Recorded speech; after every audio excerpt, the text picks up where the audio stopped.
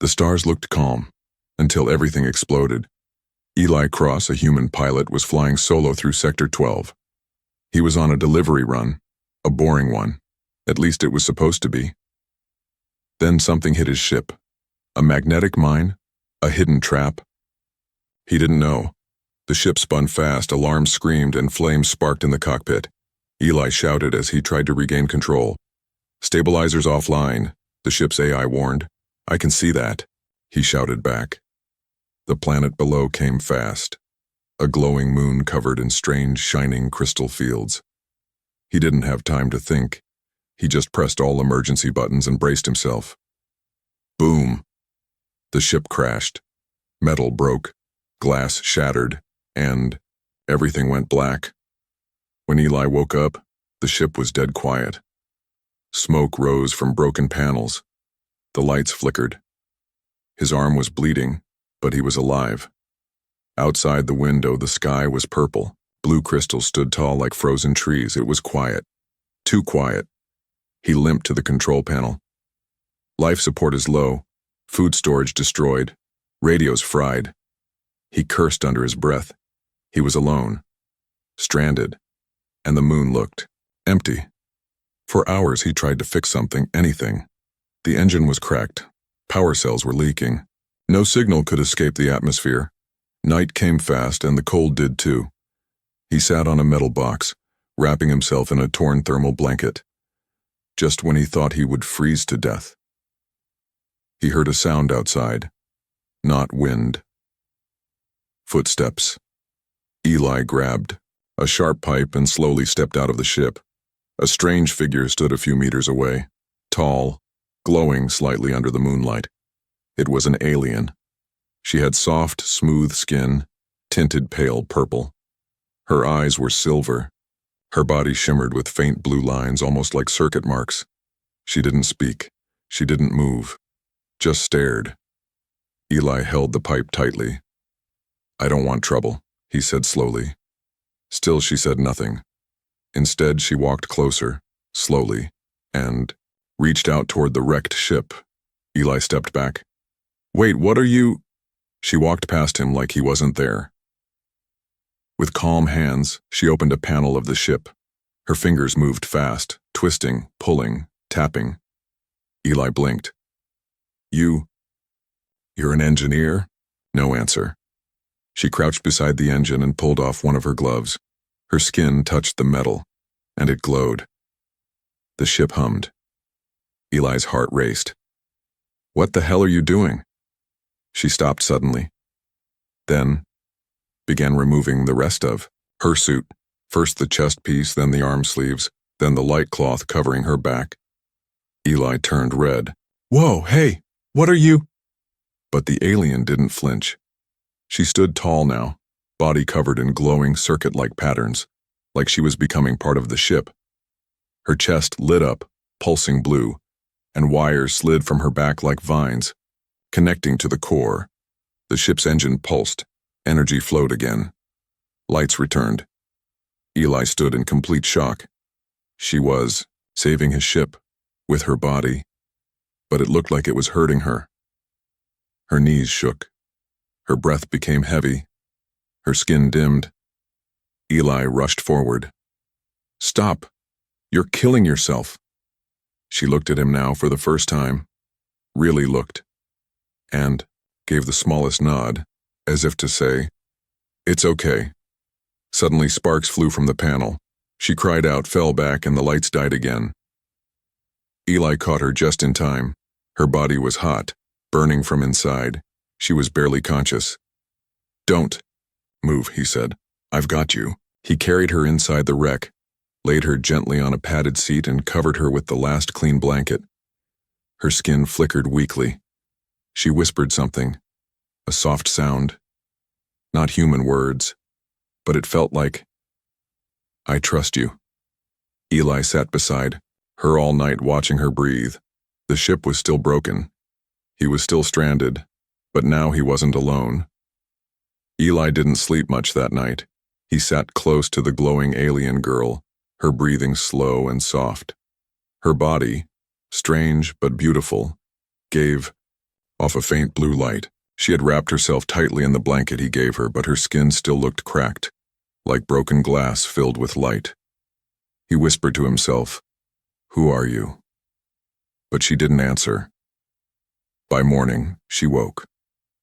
Her eyes opened slowly, silver, and shining like starlight. Eli moved closer. "Hey, are you okay?" She blinked, then slowly sat up.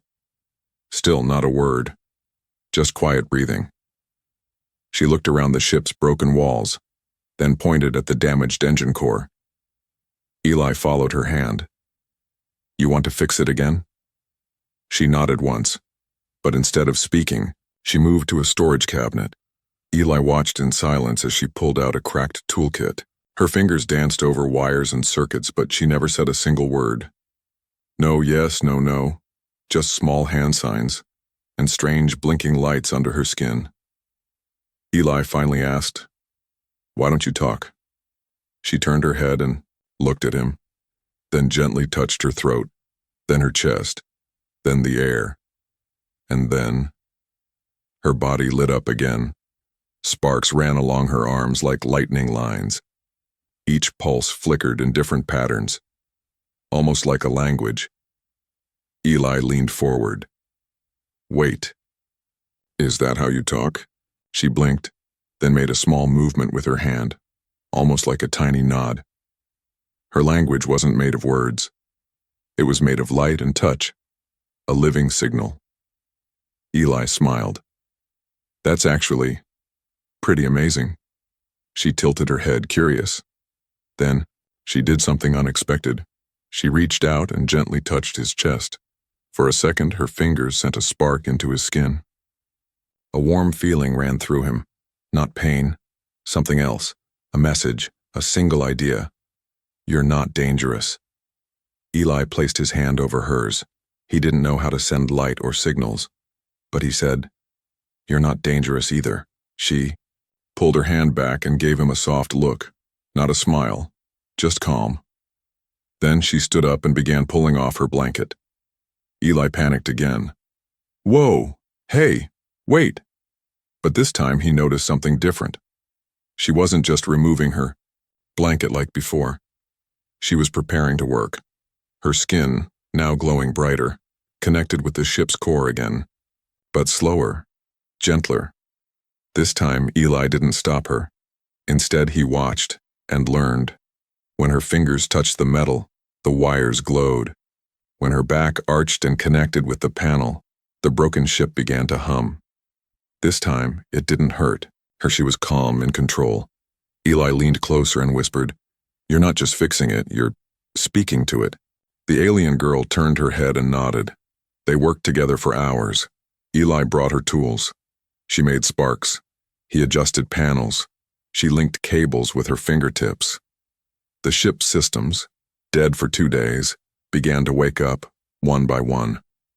Later, while eating dried food rations, Eli offered her a small energy bar. She didn't take it at first. Then, slowly, she reached out and touched his hand instead of the food. Her light pulsed once across his fingers. He didn't need a translator to understand thank you. They sat in silence side by side. No words, no fear. Just 2 lives, slowly learning to trust. That night, Eli lay awake watching the soft glow of her chest and arms flickering in the dark. It wasn't just light. It was language. It was emotion. She was telling him things without speaking, and he felt something strange inside. A connection, not of species, not of survival, but of understanding. By the 3rd day, the silence between them had become something peaceful. Eli no longer needed to speak. He had learned to read her light signals.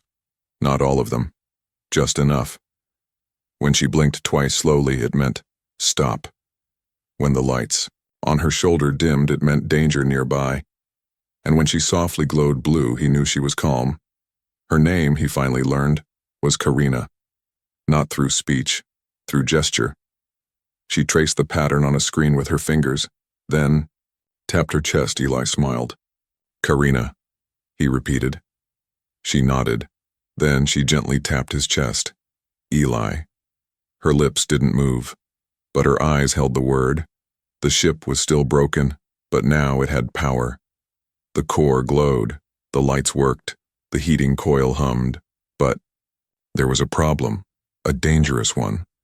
The cooling unit was cracked, and if Karina tried to fully activate the engine again, the whole system might overheat. Eli warned her. He showed her a diagram on the screen. "If we push this too far," he said, tapping the overheat warning icon, "you'll get hurt again." Karina looked at him for a long time. Then, with gentle fingers, she touched his hand. A warm pulse moved up his arm. "I know, but I choose to." The next morning, Karina stood in front of the engine. Her bodysuit was gone again, folded neatly beside the power panel. This time, Eli didn't turn away. He understood now. For her species, exposing the skin wasn't about shame. It was about connection. The glowing circuit lines across her back flared like starlight. She breathed deep, then stepped forward. Wires extended from her body. Her chest touched the main conduit. The ship trembled. Energy poured into the core. Lights exploded. Steam hissed. The heat in the room rose fast. Eli watched as her knees shook, but she didn't stop. "Karina!" he shouted. "It's too much." She turned her head. Her eyes were glowing, but her face was pale. He ran to the panel. "You have to pull out." But her body was fused, physically and electrically, with the system. She couldn't pull out. She was trapped. The ship's AI suddenly came online. Warning. Core temperature at 110%. Karina collapsed to one knee. Her hand slammed into the panel, still holding the connection. Eli didn't think. He grabbed an old cooling cable from the wall and rushed behind her. He wrapped it around her shoulders, pulling her gently back, breaking the link. The ship groaned but didn't explode. Sparks fell everywhere, then silence. Karina lay still. Eli dropped to his knees beside her. "Hey, stay with me, Karina." Her skin was still glowing but weak, flickering. Her chest rose and fell shallowly. Eli picked her up in his arms. Her skin was burning hot. He laid her on the floor beside the only working fan. The cooling air blew over her slowly. Eli poured drops of water onto her forehead. Her body twitched, her eyes fluttered, and then she whispered, not in lights, not with sparks, but with her lips. "Eli." His breath caught. She spoke, a single word, not just language, but his name. He took her hand gently. "I'm here." She blinked slowly, and for the first time, her lips curved into a small smile. Later, she rested, weak but breathing. Eli sat beside her, staring at the console. The engine was stable. The power was back. They had one more thing to do. Fix the radio. But right now, he just watched her, this alien, this girl who risked her life again and again. And something deep inside him whispered, "She's not just helping me survive. She's choosing me." Eli sat with her hand in his for a long time. Karina lay beside the warm fan, wrapped in a soft blanket. Her skin no longer glowed brightly. It was faint now, like starlight hidden behind thin clouds. The silence was heavy, not empty. It was filled with something new, not fear, not confusion, but something that felt almost like peace. When she finally stirred, Eli leaned close. "Karina?" Her eyes blinked open, slow, calm, silver as always. She looked at him, then at her hand in his. She didn't pull away. Instead, she gently pressed her palm against his chest, just over his heart. And there her body pulsed softly with light. One slow pulse, two quiet sparks, a breath. Eli didn't speak. He didn't need to. He just placed his hand over hers and waited. In her culture, touch was sacred. He knew that now. She had let him carry her. She had let him touch her skin, and now she was offering something even more personal. A connection. A bond. The lights on her skin shifted color, soft blue to pale pink. She closed her eyes, and then she leaned forward and touched her forehead to his. It was small, it was quiet, but it meant everything. His heart skipped, because it wasn't just contact, it was trust. Complete, unshaken, wordless trust. Eli whispered, "You're not just saving me. You're choosing me." Karina opened her eyes slowly. Then, for the second time ever, she spoke in a soft, breathy voice. "We don't touch this way, unless we mean forever." He sat still, stunned, not from fear, but from the truth in her eyes. Suddenly, the ship's console beeped. A warning light flashed. Eli stood quickly, checking the alert. It was the radio system. The distress signal he had been trying to send was working. He turned to Karina. "The signal is live." She slowly sat up, still weak. Eli ran a system check. Power, stable. Life support, low, but holding. Signal range, active. A human outpost could pick them up within hours. They could be rescued. But Karina was not smiling. She stared at the signal screen, quiet. Then her skin dimmed slightly, and she turned her head, slowly, to Eli. He frowned. "What's wrong?" She pointed to the signal logs. Incoming message, encrypted. She touched the screen and decoded it using her glowing fingers. A strange alien script appeared. Then, her light went cold. Eli leaned over. "Target locked. Subject. Karina. Classified fugitive. Retrieve or eliminate." He froze. "They're coming for you?" She nodded. Her shoulders trembled just once. Not in fear. In knowing. Eli stood up fast. "No way. We shut the signal down." He moved toward the console. But Karina gently caught his wrist. She looked at him with calm eyes, then lit a soft pulse across her hand. "No, you must be found. You need rescue." Eli shook his head. "Not without you." Her eyes narrowed in warning. "It's not your fight." He squeezed her hand tightly. "It is now." There was a moment of stillness. Then, Karina leaned forward again. Her forehead touched his once more, but this time her skin glowed gold. A new color. Warm, deep, rare. A color that meant, in her language, bond accepted. Eli didn't fully understand her species, but he understood what she was saying now. She didn't just trust him, she had chosen him. That night he rewired the signal system with her. Together they masked her identity and bounced the signal off nearby crystal formations. Maybe it would buy them a few hours. Maybe more. All they knew was someone was coming and they'd face it together. The signal had been sent. But now Karina sat in silence, her silver eyes fixed on the night sky. The stars above were too quiet, too cold. Eli checked the ship's console again. Power was holding. Signal range was stable. But the tracker light blinked red. That meant one thing. Someone had found them. Karina stood behind him, calm but still. The soft lights in her skin flickered pale blue, then faded. She said nothing. Eli turned around. "You think it's your people?" She slowly nodded.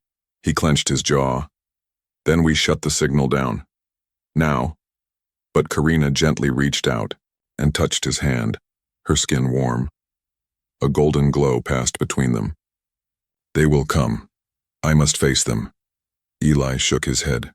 "They'll take you, or worse." "They were once my family," she signaled. "But you are my bond now." A long pause followed. Then Eli said, "You saved me. Twice. I'm not letting you walk into danger alone." Karina looked at him with something more than light, something human, something real, and she nodded once. Hours passed. Then, a ship appeared above the moon's horizon, long, dark, and shaped like a crescent blade. It wasn't human. Its engine made no sound. Its landing gear didn't stir the dust. But Eli's gut told him one thing. This ship wasn't here to help. They stepped outside together. Karina had redressed, her full skin covering suit now active. Her glowing lines were dim as if hiding. Eli kept a wrench tucked into his belt. Not much, but it felt better than nothing. The alien ship's hatch opened. Out stepped three figures, wrapped in armor, tall and faceless. Their helmets hissed as they walked forward. They said nothing, not even to Karina. She stepped ahead of Eli and raised her hand, showing her glowing palm in peace. Her light pulsed a greeting pattern. The middle soldier pulsed back, a military code of command. Karina's lights dimmed. Eli could feel it. They weren't asking her to return. They were ordering her. Suddenly, the soldiers raised their arms, not hands. Weapons. Eli stepped forward fast. "Hey! She's not going with you!" The nearest soldier raised a pulse cannon. Karina moved faster. She threw out a burst of white light from her hands, not an attack, but a shock signal. The cannon overloaded and sparked. The soldiers fell back a step. Then, they aimed at Eli. Karina stood in front of him instantly, arms wide. "He is my bond!" Her body glowed, lights flashing red-gold in defense. "Touch him and you break our law." For a moment, the soldiers hesitated. Then the lead soldier stepped forward and did something unexpected. He removed his helmet. Beneath, it was an older alien, male with deep silver eyes like Karina's. His voice was deep. "You were sent to observe humans, not bond with one." Karina didn't flinch. "I found more than I expected." He frowned. "You broke your path." Eli growled, "She saved my life. She's more loyal than any of you." The soldier looked at Eli. Then, quietly asked Karina, "You would stay with him?" Karina didn't answer with light. She reached out and took Eli's hand. A soft golden glow spread between them. She whispered, "My bond is made." The lead soldier paused, then stepped back. He raised his arm to his companions, and they powered down their weapons. "Then your path is yours," he said coldly. "But don't expect rescue next time." The soldiers returned to their ship. The hatch closed, and without a sound, they vanished. Eli stood frozen. What just happened? Karina looked at him, breathing slow. "They won't help us again. I'm no longer one of them." Eli looked at the quiet stars, then at her. "Good," he said, "because now, you're one of us." The alien ship was gone. The dust had settled, but danger wasn't over. Far above, the moon's purple sky had begun to twist, clouds circling, lightning flashing between the glowing crystal peaks. A storm was coming. Not just any storm, a crystal storm. Deadly winds that hurled sharp crystal shards like knives. Storms that could tear a ship apart before it even left the ground. Eli looked up, eyes squinting against the wind. Karina stood beside him, her silver eyes scanning the skies. Her body lights blinked quickly, warning signals. "This storm will kill us if we stay," she signaled. Eli tightened the strap on his jumpsuit. "Then we take off now." Back in the cockpit, Eli powered up the engines. They hummed stronger than ever, thanks to her. Karina slipped into the co-pilot seat, already connecting her glowing fingers to the ship's control ports. The moment she touched them, the dashboard came alive. Her body merged with the ship like a conductor of light. "Navigation?" Eli asked. Karina tapped a glowing crystal on the screen. A path appeared, zigzagging between tall crystal spikes and storm clouds. "Danger, 92% chance of failure." Eli smirked. "So you're saying we have an 8% chance to live?" She blinked. Her lights glowed gold for a moment. "If we fly together?" "Yes." The ship rose from the ground. Winds hit hard. The crystals below began to shake, then burst into the air like spears. Eli pulled the controls hard. The ship twisted, dodging the first wave. Karina's eyes glowed brighter. Her fingers flared with white light, adjusting the stabilizers in real time. "Here comes the big one." Eli shouted. A mountain of cloud and lightning swallowed the sky. Inside the storm, everything went white. Crystal shards smashed against the shields, electricity danced along the hull. Eli could barely see. Then, Karina reached across the console and touched his hand. Her body surged with energy. And suddenly, the storm slowed. Not the real storm. His fear. Eli looked at her. She wasn't scared. She was focused, controlled, alive. He took a deep breath and tightened his grip on the controls. Let's finish this. They dived low through a canyon of floating crystals. One of them clipped the wing. Damage on port. Stabilizer, Eli yelled. Karina's arm pulsed with orange light. She sent a shock through the wiring, rerouting power. The ship leveled. Another flash of lightning hit the front shield, blinding.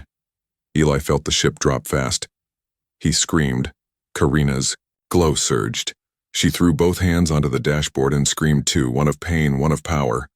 Her back arched. Her light shot into the console. The ship jerked up at the last second, soaring above the spike cliffs. They broke through the storm, into open air. Sky above, light below. Quiet. Just the hum of their heartbeat. And the ship. They were out. Eli let out a long breath. His hands shook. He looked over. Karina was slumped in her seat, eyes closed, skin flickering with dim light. "Karina," he said, reaching over. She was breathing, but just barely. Too much energy used. She'd burned herself to save them. Again. Eli picked her up gently and carried her to the resting pod in the back of the ship. He laid her down and wrapped her in the emergency heat blanket. He brushed hair from her face and whispered, "You didn't just fly through that storm. You carried me through it." A soft pulse of gold flickered on her wrist. "You are my sky." He smiled, eyes wet. "And you're my heart." Outside the window, the storm still raged far below. But up here, they had peace. And more than that, they had each other. The storm was far behind them now. Eli flew the ship through open skies, quiet and calm. The stars above were wide and endless. The moon's edge faded into deep space, and all around was still. But behind him, in the ship's resting pod, lay something far more important than safety. Karina. The alien girl who saved his life. Who risked herself. Who connected with his soul without using a single word. Eli walked softly into the back cabin. She was awake. Barely. Her silver eyes met his, and, for the first time, she smiled fully. Small, gentle, real. Her glow was weak, but steady. Her suit was back on, loose and soft over her body. But as Eli knelt beside her, she did something quiet, something familiar. She reached up and slowly began removing the outer layer of her suit. Eli stopped her gently. "You don't have to." She looked into his eyes, then took his hand. She placed it on the glowing line that ran across her chest, the same line that once lit the ship's engine.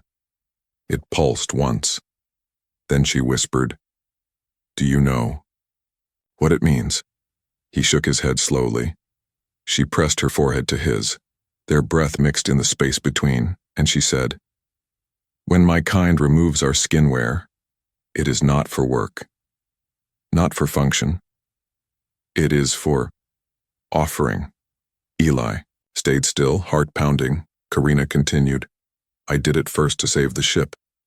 But when I did it again, I was choosing you. My body is light, but my heart is yours." She placed his hand over her glowing heart line. It was warm. Not like heat from machines, it was the warmth of trust, of bond, of something pure. Eli leaned forward and gently rested his head against hers. "I don't care if we're from different worlds," he whispered.